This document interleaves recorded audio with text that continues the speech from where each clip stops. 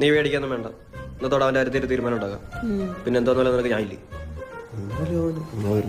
എന്താ കാണണോന്ന് പറഞ്ഞേ? ഇന്നലെ വന്നിനെ ഏതോ പെണ്ണായിട്ട് കണ്ടല്ലോ. ഏത് പെണ്ണ്? രമ്യ.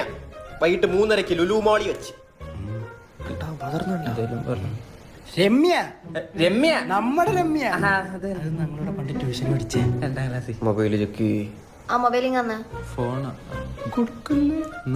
നീ എന്തിനാ പിന്നെ കുളിച്ചോന്ന് കുളിച്ചോന്ന് ചോദിക്കുന്നോണ്ട് എന്താ കുഴപ്പം? കുട്ടി കുളിക്കാറില്ലേ? കുളിക്കുന്നോണ്ട് കുഴപ്പമില്ല. പക്ഷെ കുളിച്ചു കഴിഞ്ഞാൽ എന്തോ ഇടുന്നേന്ന് ചോദിക്കുന്ന ഇച്ചിരി കുഴപ്പമാ. പറ്റിപ്പോയി, എന്തേലും പറ. ഞങ്ങളുടെ ട്യൂഷൻ ക്ലാസ്സിൽ ഇത്തിരി ഫാഷൻ സെൻസ് ഉള്ള ആ കുട്ടിക്കായിരുന്നു, അതുകൊണ്ട് ചോദിച്ചു. അല്ലടാ പോട്ടി. ഓഹോ തരാം.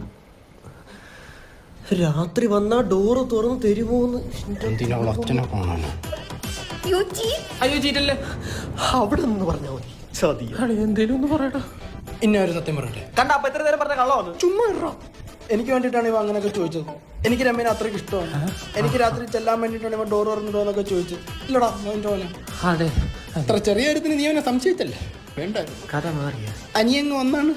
നിനക്ക് ഇതിന്റെ ദിവസക്കൂലിയോ മാസക്കൂലിയോ? അല്ല ഇതിന്റെ വകുപ്പ് അങ്ങനെ എല്ലാ പെണ്ണുങ്ങൾക്കും കിട്ടും. ഞാൻ ഇച്ചിരി കാര്യങ്ങളെ വിടത്തില്ല. നാലും നീനെ സംശയിച്ചു.